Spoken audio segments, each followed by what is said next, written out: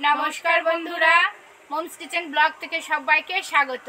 বন্ধুরা আজ তো অলির জন্মদিন, সেই জন্মদিন উপলক্ষে লাল লাল মটন কষা আপনাদের সাথে শেয়ার করব।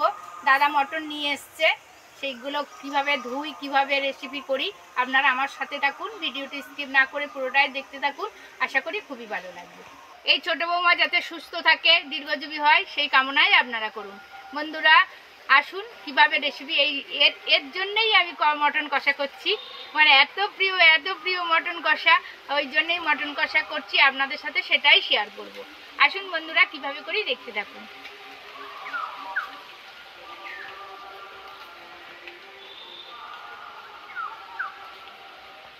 দাদা মটনটা আজকে রানেনি, এনেছে আমার বড় ছেলে মানে মটন কি চিকেন কি খুব মানে স্পেশাল মতো আনতে পারে।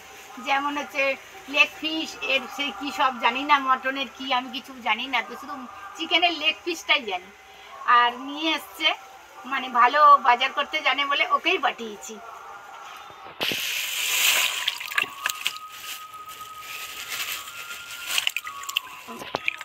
মটন সব সময় এইভাবে ভালো করে অনেকটা জলে ভালো করে কচলে ধুয়ে নিতে লাগে।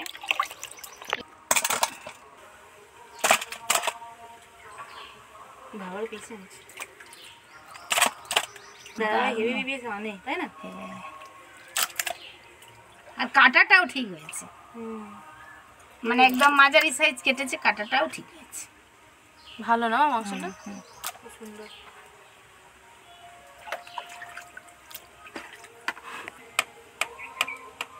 মটন তো ভালো করে ধুয়ে নিলাম, এবার এটা অন্তত 10-20 মিনিট জল ঝাড়তে দেবো, আর ওদিকে ততক্ষণ মশলাপাতি রেডি করবো। ওমা যে যেটা ভালোবাসে সেটা নিয়ে এসেছে। হ্যাঁ, মানে মাংস নিয়ে এসছে, দেখার মতো মাংস, দারুণ। আস্তে আস্তে ওঠো। তো মাংসটা জল ঝাড়তে রেখে দিয়েছি, জল ঝাড়লেই তবে ভালো রেসিপি বানানো যাবে। আর এবারে সব কিছু কী দিয়ে বানাবো, আমাদের মেম্বাররা বলছে অন্তত 1 পিস করে আলু আমাদের দিতেই লাগবে, বলে কোনো অনুষ্ঠান বাড়ি গিয়ে আলু পায় না। বাবা ঝগড়া শুরু করে দিয়েছি মার সাথে। বলে আমাদের খুব মনে কষ্ট হয়, খাসির মাংস বলি, মটনের মাংস, মটন বলি, যা কিছু বলি, একটা করে আলু দিতেই লাগে। বন্ধুরা সেই জন্যে মুরগির মাংস হোক আর হচ্ছে খাসির মাংস হোক, যা কিছু মাংস হোক, অন্তত 1 পিস করে আলু মেম্বাররা সবসময় মানে আশা করে, সেই 1 পিস করে 2 পিস করে আলু দেবো। সেইগুলো কিভাবে কাটি দেখতে থাকো, আর আমি এদিকে পেঁয়াজ কাটতে থাকছি। বন্ধুরা পেঁয়াজ কাটলে ওরা কান্নাকান্নি করবে বলে সেই জন্য আমি পেঁয়াজ কাটছি। পেঁয়াজ কেটে যদি জলে দেওয়া যায় তাহলে আর অত কান্নাকান্নি করা হয় না। মাজা কাটে পেঁয়াজ করে, তবু মা মনে হচ্ছে চোখ ভালোই যাচ্ছে মার। কদিন আগে দেখলাম। আমি 2 বছর হয়ে গেল মার চোখে কোনোদিন পেঁয়াজ কাটতে জল দেখিনি, আমি এই ফার্স্ট টাইম 2 দিন আগে দেখলাম। খাসির মাংসের আলু এইভাবে কাটতে হবে, আর এইভাবে কাটলেই টেস্ট ভালো হবে, খেতেও ভালো হবে। বন্ধুরা যে কোনো জিনিসের পরিমাণ মতো ঠিকঠাক মশলা দিলে তবেই টেস্টি রেসিপি হয়। আমি কিভাবে করছি আপনারা স্টেপ বাই স্টেপ দেখতে থাকুন। অনেক কিছু মশলা দিয়ে করে দেয় না, ভালো হয় না বলো? এই দেখো বেশি বেশি আদা রসুন দিলে বেশি মনে যে টেস্টি হবে তেমন কোনো ব্যাপার না। মানে অনেকে ভাবে খুব রিচ করলে খুব ভালো হয়, কিন্তু তা না, বলো মা? না, রিচ করলে অত টেস্টি হয় না, কিন্তু একটু খাসির মাংস একটু মানে দেখার জন্য একটু রিচ করতে লাগে। মানে চোখের তো একটা ইয়ে আছে, চোখের মানে নেশা, চোখটা যদি না ভালো হয় তাহলে আর মনটা ভরবে না। 2টো টমেটো এর মধ্যে দেবো, ছোট্ট টমেটো যেহেতু, 2টো টমেটো টুকরো করে নিচ্ছি। পেঁয়াজটা পাতলা করে কেটে নিচ্ছি, বেশি পাতলা করব না, একটু মোটাই করব, তবেই টেস্টি হবে। খুব পাতলা না আর খুব মোটা না, এইভাবে কেটে নিচ্ছি।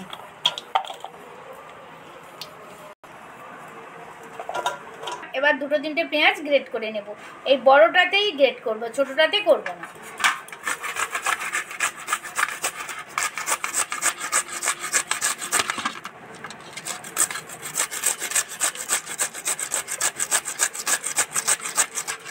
এইভাবে পেঁয়াজটা গ্রেট করবেন।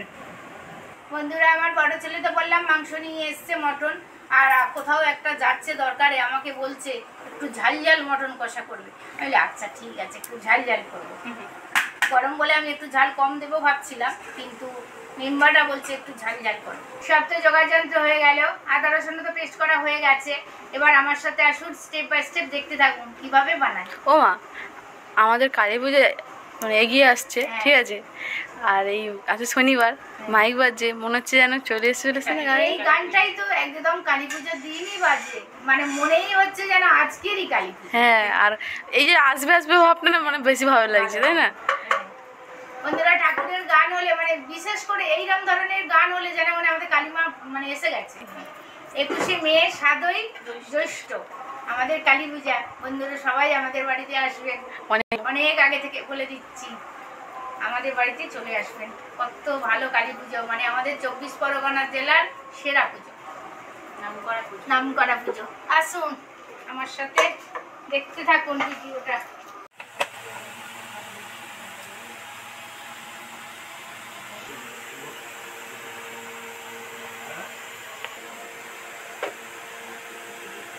সব তো গুছিয়ে নিয়ে চলে এসেছি, গ্যাস তো অন করে দিয়েছি, কড়া গরম হয়ে গেছে। এবার প্রথম থেকে কি করব আপনারা স্টেপ বাই স্টেপ দেখতে থাকুন।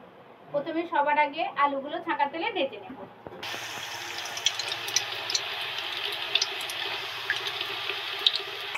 তেলের মধ্যে সামান্য একটু নুন ছড়া দেব,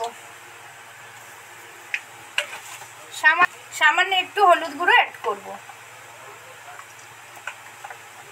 তেল তো গরম হয়ে গেছে, এবার আলুগুলো এর মধ্যে একটা একটা করে ছেড়ে দেব।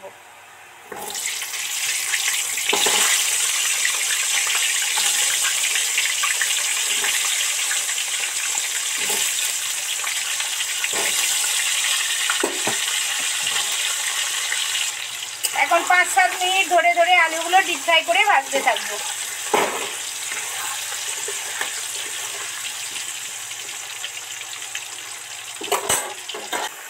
পাঁচ মিনিট তো নেড়ে চেড়ে ভালো করে ডিপ ফ্রাই করে ভেজে নিলাম। আলুগুলোর গা কেমন লাল লাল কুচকে কুচকে গেছে। এবার এগুলো তেল থেকে উঠিয়ে নেব। হলুদ আর একটু লবণ দিয়েছিলাম, ওই জন্য আলুগুলো কত সুন্দর ভাজা হয়েছে।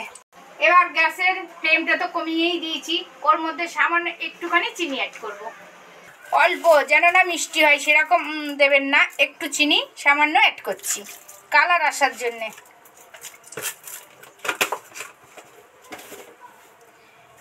এর মধ্যে শুকনো লঙ্কা, জায়ফল, জয়িত্রী, এলাচ দিয়ে দেব। সব কটা একসাথেই দিয়ে দিচ্ছি।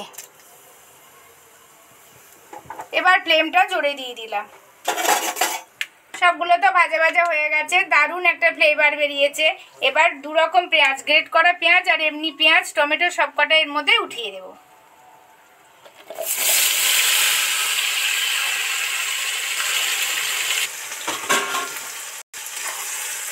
ভালো করে নেড়ে চেড়ে তেলের মধ্যে মিশিয়ে দেব। এর মধ্যে এবার লবণ অ্যাড করব। লবণ দিলে পেঁয়াজ টমেটোগুলো একদম ঠিকঠাক সফট হয়ে ভাজা হয়ে যায়।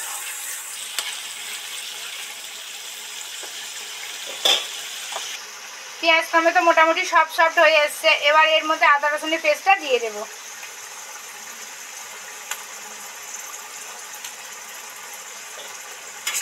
দু 3 মিনিট ধরে ধরে ভালো করে কষতে থাকবো।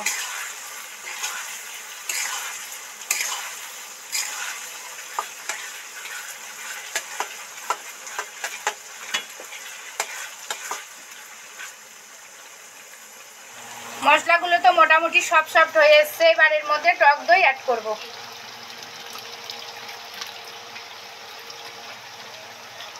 ভালো করে নেড়ে চেড়ে মিশিয়ে দেব। মশলা তো মোটামুটি ডিপ ফ্রাই করে ভাজা হয়ে গেছে। এবার এর মধ্যে হলুদ গুঁড়ো অ্যাড করব।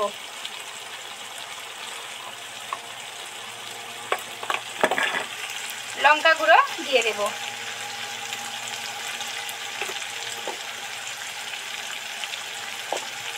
এইবার ভালো করে ধরে ধরে আরো 5 মিনিট ভাজতে থাকবো। এমনভাবে ভাজতে থাকবো নিচে না যেন বসে যায়, এরকম নাড়তেই থাকবো নাহলে নিচে ধরে গেলে টেস্টফুল হবে না।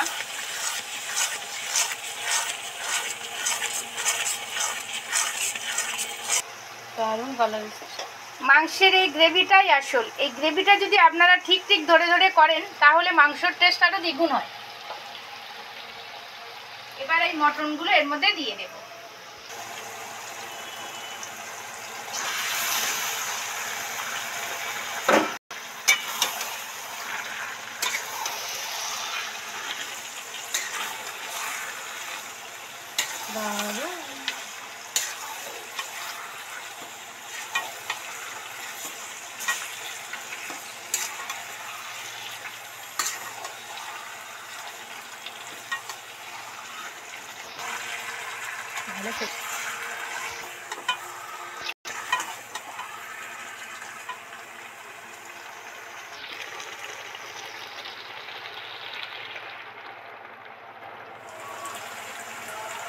মাংস থেকে মশলা থেকে তো তেল বুদবুদ বুদবুদ করে ফুটছে। এবারে ভাজা মোটামুটি কষা কমপ্লিটই হয়ে এসছে। আর 2-1 মিনিট মোটামুটি ধরে ধরে কষলেই পুরো কষা কমপ্লিট। এবার এর মধ্যে একটা সুপারি, সিদ্ধ হওয়ার জন্য একটা সুপারি দিয়ে দিচ্ছি, আর একটুখানি বেকিং পাউডার, একটুখানি সামান্য হাতে যেটুকু চিমটিতে ধরে এইটুকুনি বেকিং পাউডার দিয়ে দিলাম, আর দেব না।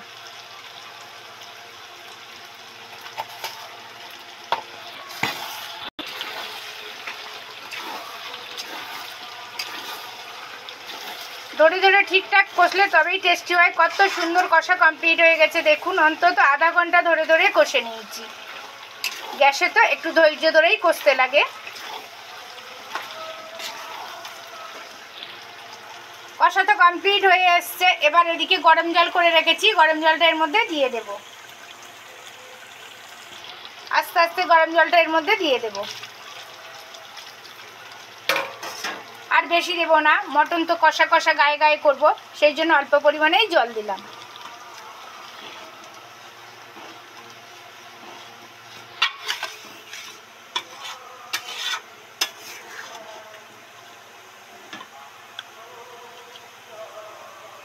যে কোনো মাংসতে আপনারা শুধু গরম জলই দেবেন, মানে ঠান্ডা জল কোনোদিনই দেবেন না। গরম জল দিতে সঙ্গে সঙ্গে টকবক টকবক করে ফুটে উঠেছে, ওর টেস্ট আরও দ্বিগুণ হয়ে যায়। বন্ধুরা, টকবক করে ফুটেই তো গেছে। এবার আলুগুলো, ভাজা আলুগুলো এর মধ্যে দিয়ে দেব।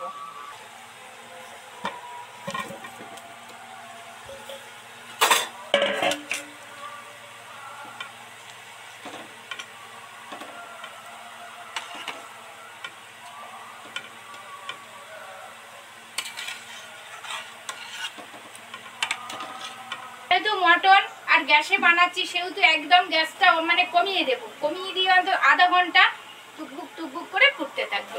আধা ঘন্টা পর আবার আপনাদের সাথে ফিরে আসবো।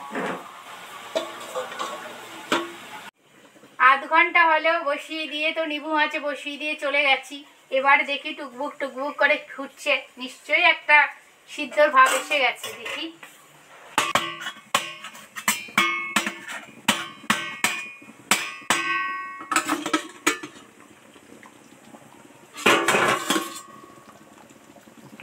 দেখুন কত সুন্দর কালার এসছে, কত সুন্দর দেখতেও হয়েছে। আস্তে আস্তে নেড়ে নেড়ে সব কিছু দেখবো এবার সিদ্ধ হয়েছে কিনা। বন্ধুরা, সিদ্ধটা কমপ্লিট হয়ে গেছে। এবার এর মধ্যে একটু কিচেন কিং গরম মশলা দিয়ে দেব।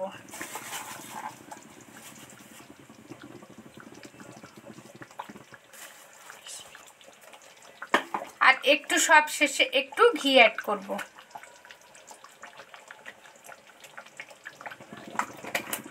এবার নিবু আছে, একদম নিবু আছে না, বন্ধ করে দিয়েই এবার ঢাকা দিয়ে রেখে দেবো। যখনই খাওয়া হবে তখনই সার্ভ করব। জন্মদিন উপলক্ষে তো মটন কষা আপনাদের সাথে শেয়ার করলাম। এতক্ষণ আমার সাথে থাকার জন্য অসংখ্য অসংখ্য ধন্যবাদ। দেখা হচ্ছে পরের ভিডিওতে কোনো এক নতুন রেসিপি নিয়ে। ভালো থাকবেন, সুস্থ থাকবেন, সাবধানে থাকবেন। নমস্কার, ধন্যবাদ।